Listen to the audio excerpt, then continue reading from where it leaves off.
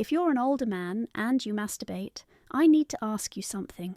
Have you ever wondered if it's truly healthy after the age of 50 or 60? Or perhaps you've worried in private that you might be causing some kind of invisible harm. If so, you are far from alone. This is a topic surrounded by confusion, outdated myths, and a distinct lack of clear, reliable information. This is one of the most common yet unspoken concerns for men in their mature years, and after looking at the available data, it's easy to see why there's so much uncertainty. Studies show that while a majority of men over 60 continue to practice self-pleasure, many are doing so in the dark, unsure of the real effects on their hormones, their prostate, or even their performance with a partner. That's why today we're going to have an honest, science-based conversation.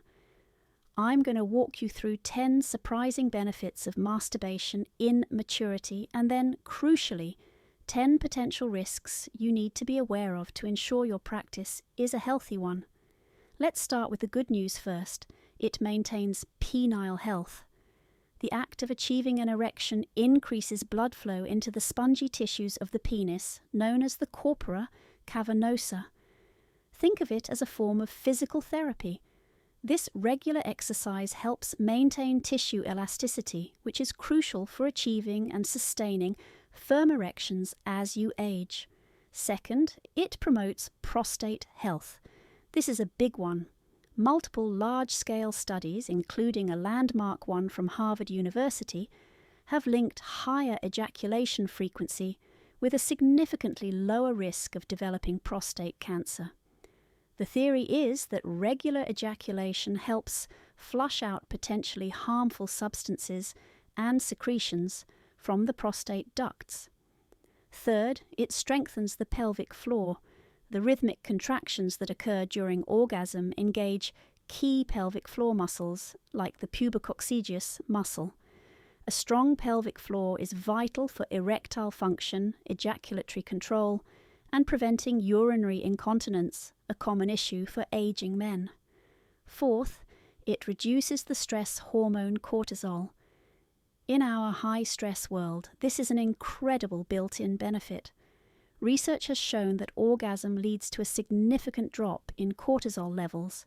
Lower cortisol helps regulate blood pressure and reduce anxiety, making it a natural tool for cardiovascular and mental well-being. Fifth, it releases a cocktail of feel-good neurochemicals. Orgasm floods the brain with dopamine, the motivation and pleasure molecule, and oxytocin, often called the bonding hormone. This natural mood booster provides a sense of well-being and emotional connection, which is invaluable for mental health. Sixth, it aids in the self-detection of physical issues. The practice of self-pleasure makes you intimately familiar with your own anatomy. This regular self-examination is one of the most effective ways men discover early signs of conditions like testicular cancer, penile fibrosis, or other anomalies that might otherwise go unnoticed. Seventh, it improves sleep quality. After orgasm, the release of hormones like oxytocin and prolactin, combined with the reduction in cortisol, creates a powerful sedative effect. This helps the body relax deeply, making it easier to fall into a restorative deep sleep, something that often becomes more challenging with age. Eighth, it enhances overall pelvic blood circulation. Beyond just the penis, masturbation improves blood flow throughout the entire pelvic region. This is beneficial for the health of the bladder, the prostate, and the surrounding musculature, preventing issues related to stagnation and poor circulation. Ninth, it can serve as a training method for ejaculatory control. For men who struggle with premature ejaculation, masturbation provides a safe, private space to practice techniques like the stop-start method. This allows you to better understand your body's signals and build greater control, which can then translate to partnered sex. And 10th, it keeps your sexual desire and neural pathways active. The brain is the largest sex organ, by regularly engaging in sexual fantasy and physical stimulation, you are keeping the neural circuits associated with desire and arousal firing. This helps maintain a healthy libido and sexual responsiveness, even if you don't have a regular partner. But to have a complete picture, we can't just focus on the positives. A healthy practice is a conscious practice. So now let's talk about the 10 potential risks or negative effects that you need to watch out for. The first risk is social isolation. This becomes a problem when self-pleasure stops being a part of a healthy sexual life and instead becomes a substitute for real human connection. The solution here is awareness. Ensure this practice is complementing your life, not allowing you to withdraw from it. Second is the risk of skin microlesions. This typically happens when masturbation is performed too aggressively or without adequate lubrication. These tiny tears can cause irritation, inflammation, and can even become a gateway for infection. The fix is simple: always be gentle and use a quality water-based lubricant. Third is desensitization. If you stimulate yourself in the exact same way, with the same pressure and rhythm every single time, your brain can become conditioned to only that specific touch. This can make it difficult to achieve arousal or orgasm with a partner. The key is to vary your technique, your rhythm, and your focus. Fourth, it can mask the underlying causes of erectile dysfunction. If you can only achieve an erection during masturbation but not with a partner, it might be tempting to ignore the issue.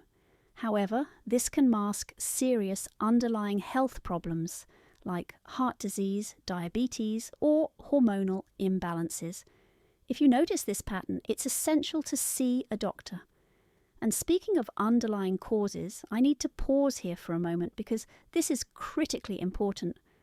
While this video gives you the what, I want to share a resource that explains the why and offers a powerful natural solution.